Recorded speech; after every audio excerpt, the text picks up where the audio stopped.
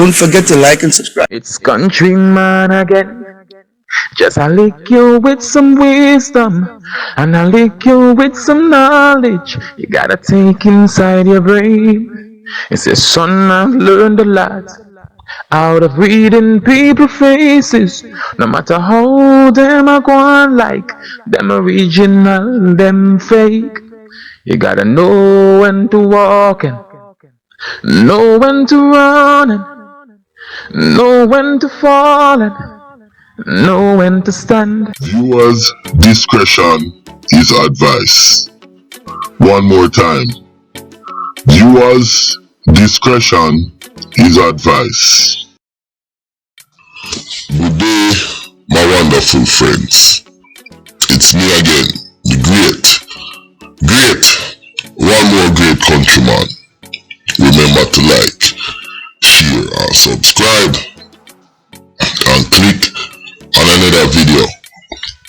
Well, today, I was gonna do a video on a certain gangster who is in Canada from St. Lucia, but I ended up watching The Fix with Vybz Kartel talking, and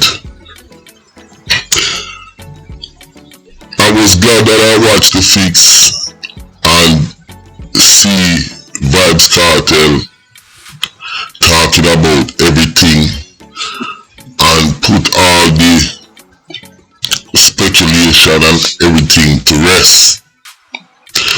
But one thing that struck me with Vybz Kartel is the fact that him say, yo, the man be himself. And I can't compare myself to Vybz Kartel, but in my vlogs, I be myself. What you guys get from me is the authentic me. What drive me to start my vlog is the killing of a young lady in Jamaica. And I decided that, no, I got to do something about this because I know about streaming. Me and my friends, we made money, a lot of money out of streaming, selling streaming package before YouTube was ever existed. And I had stepped out of the game, and when I went back there was, Sir P, the this to that, a whole bunch of different vloggers in Jamaica. So I said, let me give it a stab, because I really wanted to make a difference in crime. I know now when I look back at it, it sounds kind of superficial, because how can a big YouTube vlogger like me, sarcastic, make any dent in crime?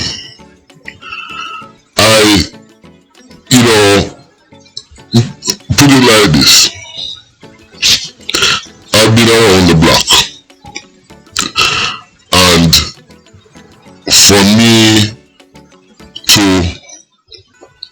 not lick out on crime at this point in my life in our communities, I feel like I would be doing our community, when I say our community, when I talk about the Caribbean, a great disrespect. You understand? So I feel like create the platform and use it to make change, which, like I said, back now, hindsight, if it's no, I probably would have never done it, because creating a platform like this has projected me into the spotlight. I have gotten many threats, many negative connotation, all sort of things.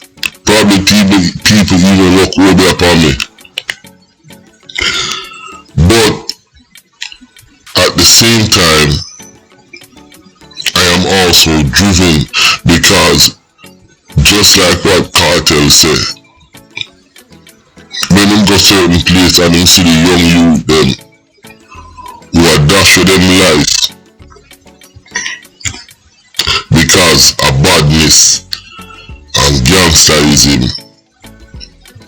it is a big shame, and it really hurt. See, the young black males them are dead at a rate in the Caribbean which is incomprehensible. Which brings me to the next part of how my vlog is and how I am. Because, you know, me look out on the gangster them, me look out on even the police them. Me get down to them level cause me a gangster too. And me bust my blood clot gun straight up. You understand? And me have to talk to them and make them know, say, listen, when you change in the life, when I do a fuckery, me not care. Me I go tell police. You understand? And me attack the police them too for do them job. But the biggest thing I think that's hindering our change, and I attack these people too, the politician them, the socio-economic factors in our countries is driving the murder and the crime. And the politicians are the biggest factor of this. So when it comes to my vlog, I have to talk about the politician, and I have to talk how them tone deaf and whatnot about them. So overall, you know, don't forget to like and subscribe. Nobody is safe on my vlog because I am dealing with equal rights and justice, and I am not just dealing with breaking the latest news, talking about how much man get killed here, how much man. No, I am trying to get down to the nitty-gritty of actually solving crime, and in the future, you know, doing events and certain programs that can make our community safe. And that's what it seems like my life journey is gonna be about. Like I said, I kind of stumbled up on the Countryman thing, you know, and I feel like I have to keep on doing it for the new year because a lot of people is benefiting from this. I have broken a lot of stories. I have given a lot of leads, a lot of tips, because my thing is for real. It's not sensationalism where I am trying to get the most views. When I go after a gangster or a politician or a police, I am dead serious. And like me said, this is not the most rewarding job. Because remember now, I am not vlogging or talking about entertainment like the fix and those kind of interviews. Speaking of interview, I have an interview of the Honorable Judge, Miss Smith, coming up soon. I'm just working out some technical difficulties and with an ex-young man, And this is going to be probably not my first interview on here, but these two interviews going to be very different because, you know, I want to ask real questions that you know people want to hear, and I'm trying to every minute solve a problem, or how can we solve this big problem.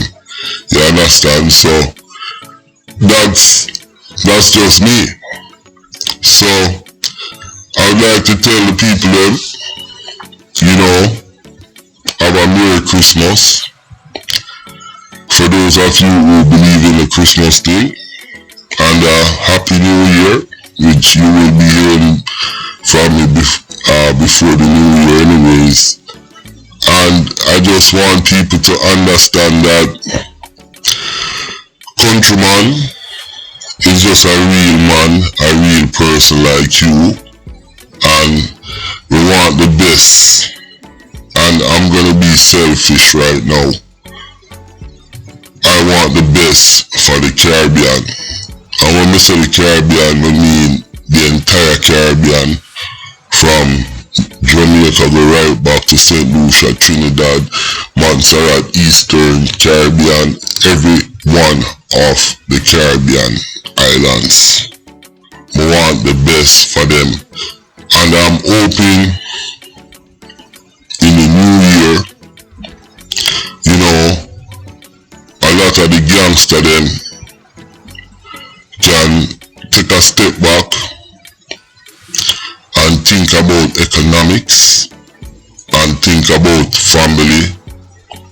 Like when Mr. Kartel say, you know, in realize say 13 years of prison are just sometimes the small things matter. It's not the bigger things.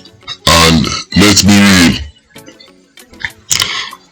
you know, picking up a gun and going out there, killing 10 man, then them 10 man, the family come back after you, and then it just kind of spiral. That is really no life. All that is death and evil. So, for the new year, for the Christmas season, I am asking the gangster them for just take a step back, think about things, you understand, ease off of the violence, and think of economics in terms of a legit business. Because we live in an era now where you can practically live in a bush and start a business online. So you know, let's put down the violence, and that's my message for this Christmas. Let's help each other more. Let's practice some patience. Me, I know I'm lack of patience, so that's one of my biggest thing that I'll be working on. Let's be less naive.